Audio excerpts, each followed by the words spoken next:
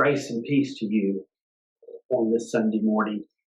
It starts off one more time, an unusual, unprecedented. In my word of the week, it's just been an insane time we've been through.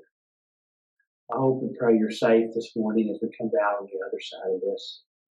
And I hope the words that we have to share with you today are words that can find ways into your heart to encourage all of us together. And today I want to do something a little different. This is the first Sunday of Lent. And I'm going to give the Lenten emphasis during this portion of the service as I introduce the waiting room. In the main part of my message, though, I want to speak a pastoral word to us as a church about what we can anticipate in the coming weeks.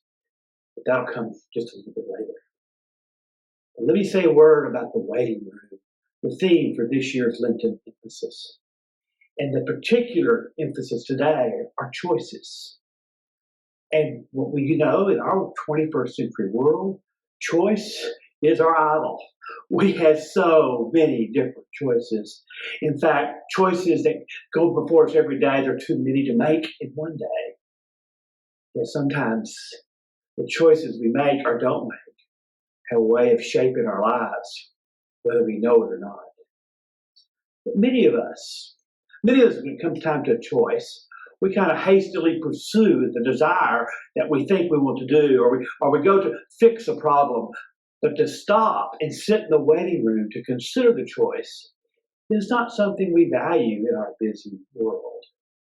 And oftentimes we miss the necessary kind of spiritual growth that could happen if we would just hit the pause button long enough before we make a choice. We pause on this first Sunday of Lent. Traditionally read the passage where Jesus heads up into the wilderness after his baptism. And he goes there full of the Spirit, of course. But he's not only full of the Spirit, he goes there to consider the choices. And he makes choices there in the wilderness, his waiting room. He makes choices there that will define and shape his ministry. The opposite choice that he's often offered and tempted to offer is a choice of immediacy. Do this now. You remember. I'll read the text in just a minute. But he had a choice. Does he want to have bread for his stomach or bread for his soul? Does he want to show off for the people or show up for God? Or would he want to rule nations and leagues? Or would he want to be under the rule of the one who has created us all so that we may serve and love one another? Those are hard choices he faced. Let me read the text for you as we come to it again. Then Jesus was led up by the Spirit into the wilderness to be tempted by the devil. He fasted for 40 days and 40 nights, and afterwards he was famished. The tempter came and said to him, "If you are the Son of God, command these stones to become loaves of bread." But he answered, "It is written, one does not live by bread alone, but by every word that comes from the mouth of God." The devil took him to the holy city and placed him on the pinnacle of the temple, saying to him, "If you are the Son of God, throw yourself down, for it is written, he will command his angels concerning you, and on their hands they will bear you up, so that you will not dash your foot against a stone." Jesus said to him, "Again it is written, do not put the Lord your God to test." And again the devil took him to a very high mountain and showed him all the kingdoms of the world and their splendor. He said to him, "These I will give to you if you'll fall down and worship me."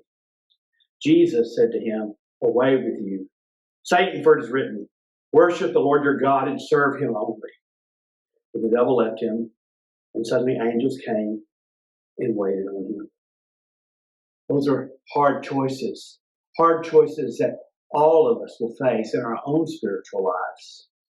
Choices that we have to be considered in a waiting room, in a time of pause, while we wait to hear the voice of God over the cacophony of other pleas. It says, do this, do that. You see, the spiritual life is not for the faint of heart. Whoever told you it was going to be easy? Because God wants to speak to our heart, not our ears. My friends, If you will take the time in the waiting room, you'll hear the voice of God about the choices of your life that are higher and holier there in the waiting room. Natty Stepanek. Natty Stepanek had a terrible disease along with his three other older brothers. A terrible disease called mitochondrial myopia. He was inserted with a trach and he lived on a ventilator all 13 years of his life.